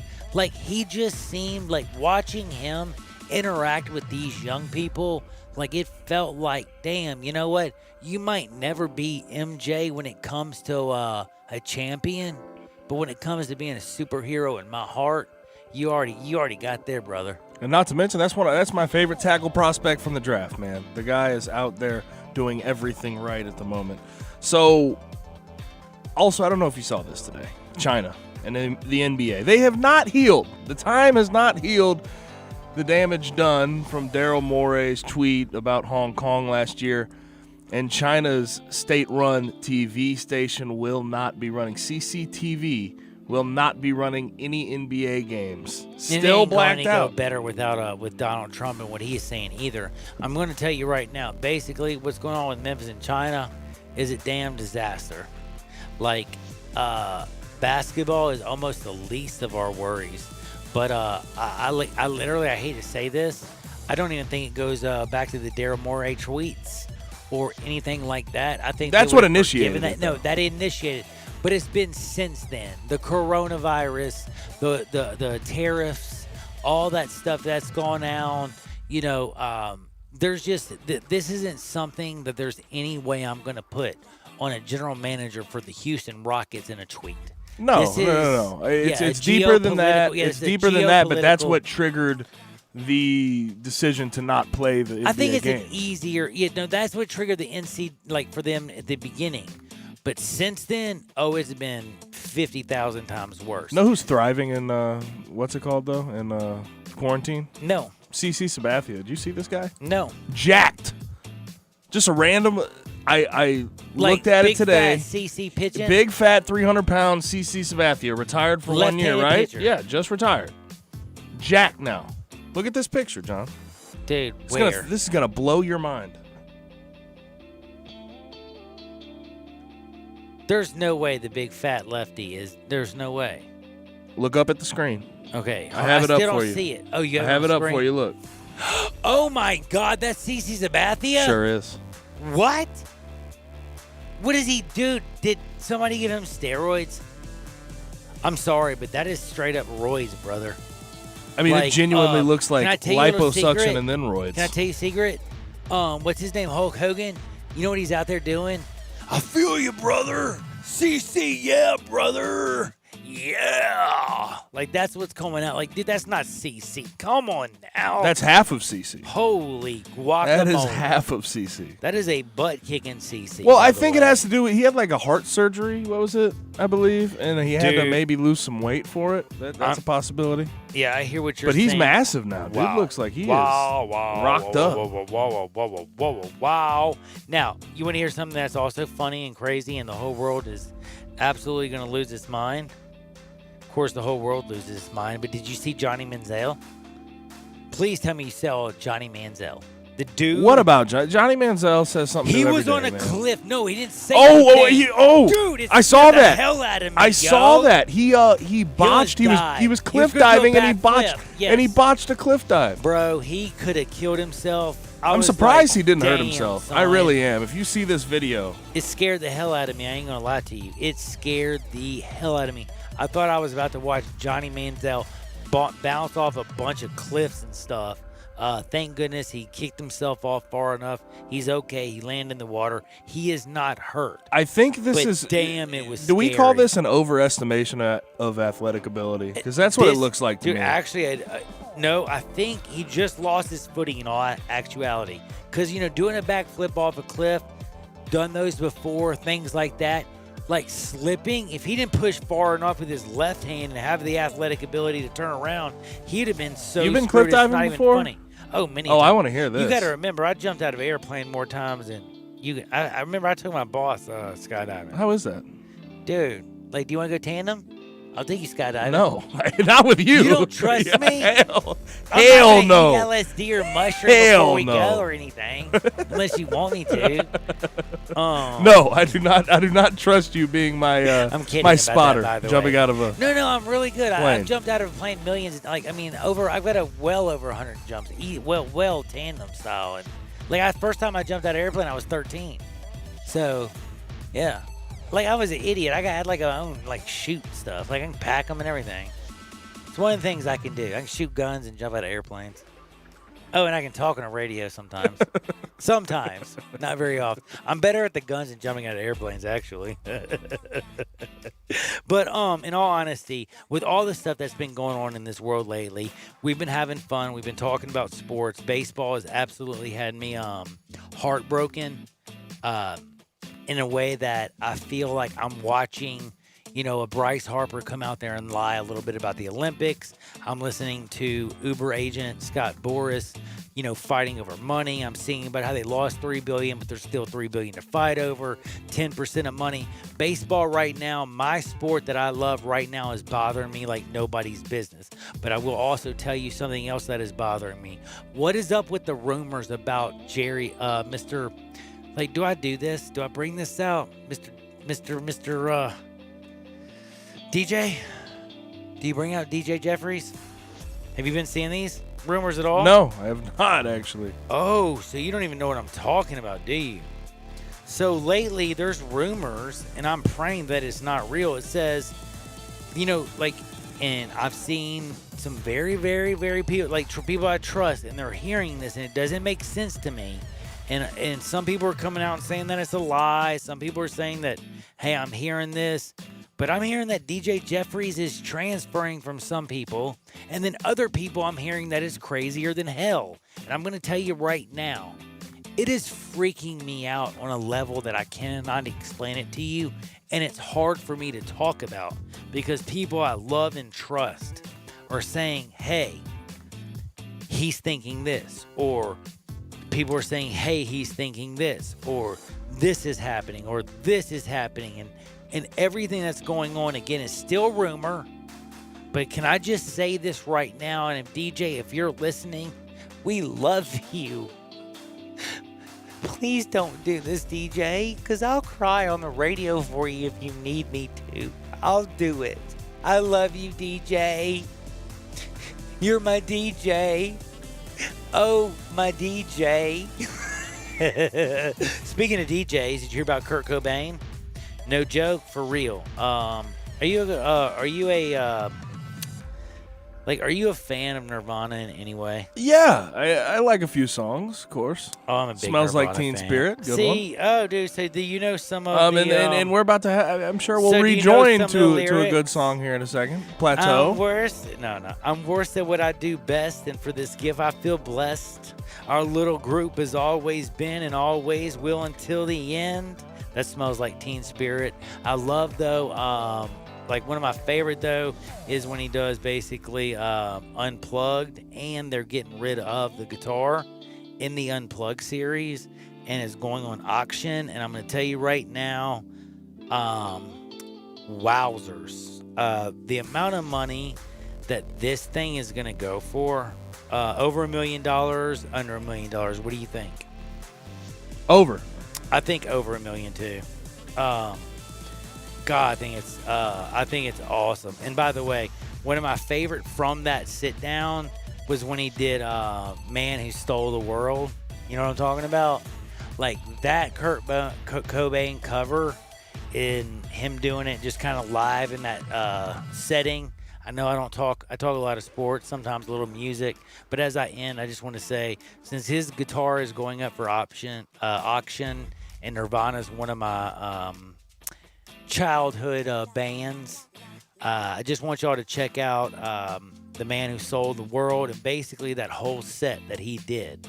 But we got one more segment, and I will remind you of this as always. MemphisFarmers.com. That is the Kurt Cobain of the basically auto industry. So do me a favor, MemphisFarmers.com. That's MemphisFarmers.com. Check out my man Chad Gatlin. And for all you people out there, whatever you do, don't touch that dial. We'll be right back. We got one more segment before Wolo and Stats drive you home from 3 to 6. This is Sports 56, 96.1 and 87.7 FM. Check out Dave Woloshin and Brett Norsworthy with Sports Time on Sports 56. Weekdays from 3 to 6 on Sports 56, 96.1 FM and 87.7 FM. We saved serious cash with our Progressive Home and Auto Bundle and used the money to buy a new boat. Who's ready to water ski? This is not a real testimonial. Sure, customers can save big money with Progressive, but not enough for a new boat. They'll probably spend it on rent or gas money or maybe one of those little plastic wading pools for the yard. Ahoy there! Is what the captain might say on the toy boat in your wading pool. Progressive Casualty Insurance Company and Affiliates. Attention doctors, nurses, law enforcement, firefighters, and EMT personnel. Infinity of Memphis wants to show their gratitude for what you've done and for what you do for our community. Right now, you can get your personal vehicle a Mobile Super Synthetic or Mobile One oil and filter change for half price. That's only $32.50 or $49.99 respectively. Infinity of Memphis will also wash your car for free. Visit infinityofmemphis.com now to schedule your service. ID is required. Hi, it's the Herd. There are some people who seem like they're prepared for anything. Got a cut, they got a Band-Aid. Need a battery? They'll have multiple sizes on hand.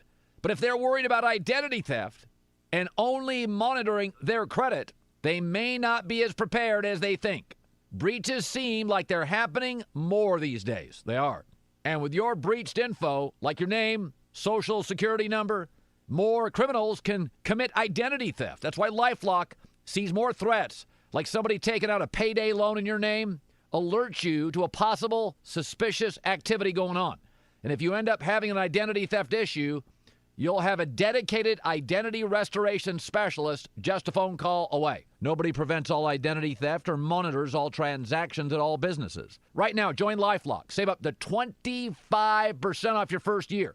Go to LifeLock.com, promo code HERD. LifeLock.com, promo code HERD, 25% off.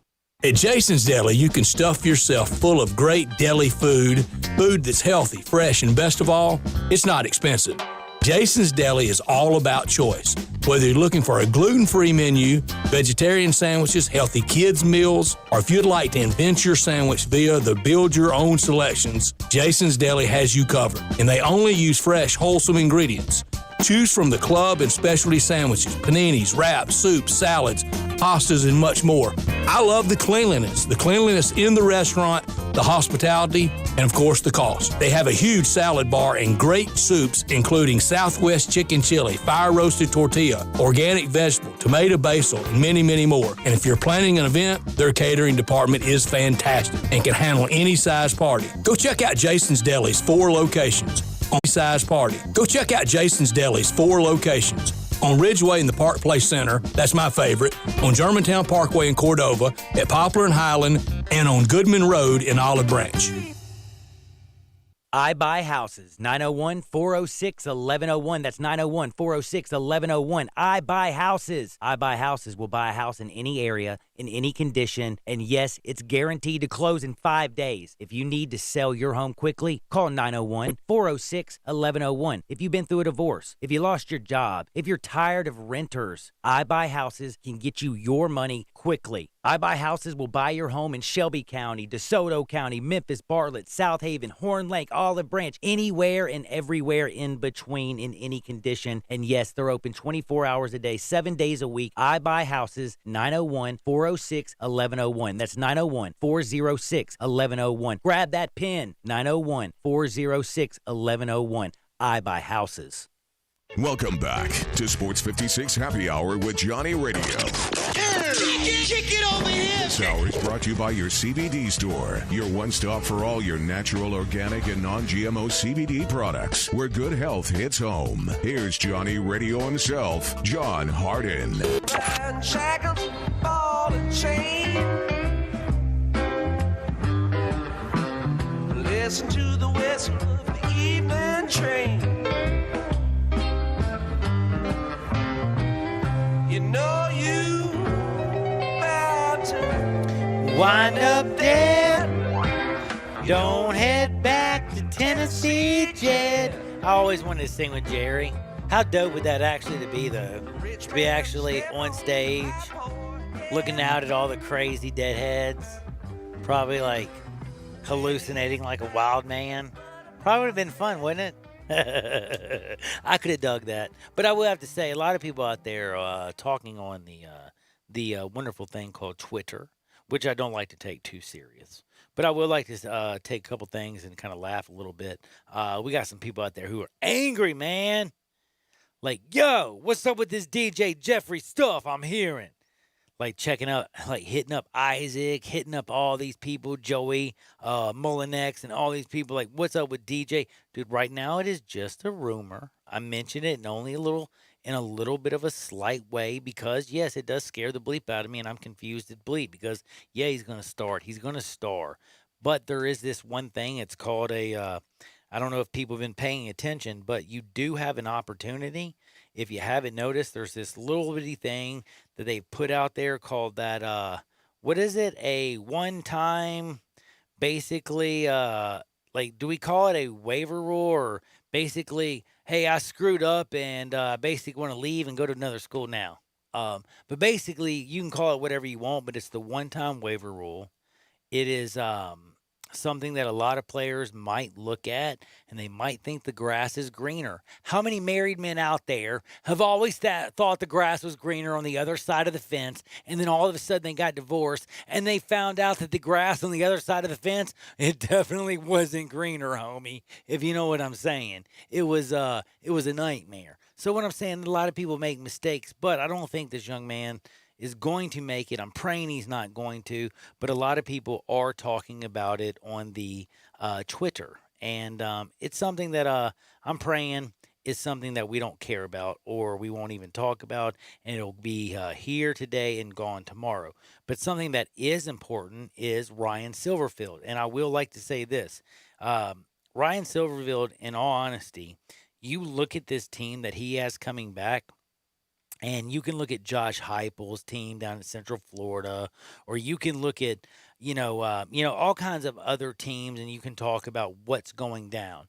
But they have, that's right, a superstar wide receiver, an unbelievable running back in Kenneth Gainwell. By the way, DeMonte Coxey is the wide receiver, if you didn't know. Don't forget, Brady White's been playing for a long damn time, and the dude passed for over 4,000 yards last year.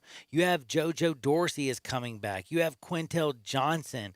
You have a lot of people, and the big thing is you have Mike McIntyre who's coming in here to help this defense. I'm just saying, if the National Collegiate of Americans, like if the NCAA, if somehow they can figure out a way to safely put on college football this fall, this Ryan Silverfield team has an opportunity to dominate. I mean, the Tigers rose from 87th to 40th defensive last year, and I think they're going to be better defensively last year. TJ Carter's back. They have a better coach. And then offensively, I think if you take an offensive line coach who knows his offensive line, and you got ballers in the backfield, and he knows how to use that offensive line, I just feel like he knows exactly what to do, and I feel like this offense is just going to explode. So Ryan Silverfield, Mike McIntyre,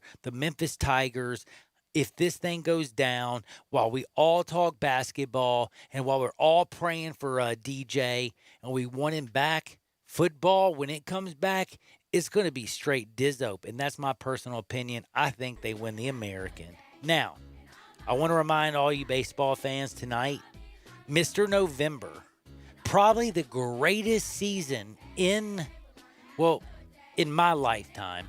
And I can only say in my lifetime because baseball has such a rich history. But in 2001, it was 9/11. We pushed baseball back a week. And when the Yankees played the Diamondbacks in that that World Series, I said Super Bowl. It felt like a Super Bowl. It was so big. But it was the World Series. And Derek Jeter, it's 2-1. First pitch, the clock strike midnight. Next thing you know, he hits that opposite field home run. It's 2-2. Thing goes on to be one of the greatest World Series I've ever seen. Rivera blows a save in Game 7. It was just magical. So what I'm saying is, hey, we're praying that baseball, they don't have millionaires fighting with billionaires, and we actually get these guys on the field playing. Wolo and Stats, they're coming up next. For Gabe, I'm John. Do me a favor, y'all. Get out there. Make this world a better place. I'll see y'all on the flip side. Peace! Start your day at Sunrise Memphis. Located in Midtown, enjoy delicious biscuit sandwiches and all their